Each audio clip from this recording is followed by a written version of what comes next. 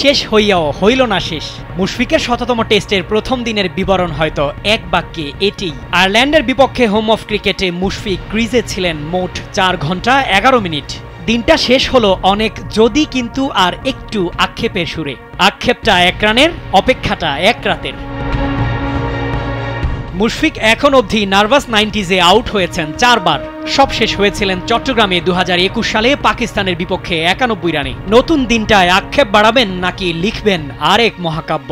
লর্ডসে সবচেয়ে কনিষ্ঠ টেস্ট অভিষেক হওয়া খেলোয়াড় থেকে নিজ দেশের সবচেয়ে বেশি টেস্ট খেলা মুশফিক তো বাংলাদেশের টেস্ট ক্রিকেটের আরেক নাম। সর্বোচ্চ রান, সবচেয়ে বেশি ম্যান অব দ্য ম্যাচ, সবচেয়ে বেশি অধিনায়কত্ব করা সফল কাপ্তান, সবচেয়ে বড় জুটি, সবচেয়ে বেশি বাউন্ডারি। টেস্ট ক্রিকেটে প্রায় সব শিখরেই মুশফিক দাঁড়িয়ে আছেন সকলকে ছাড়িয়ে।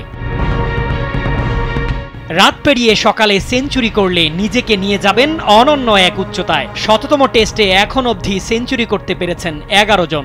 মুশফিক কাল 1টি রান করলেই রিকি পন্টিং, ইনজামামুল হকদের নিয়ে গড়তে পারবেন টেস্ট ক্রিকেটের পরিপূর্ণ একটা দল, যাদের আছে শতকে শতক।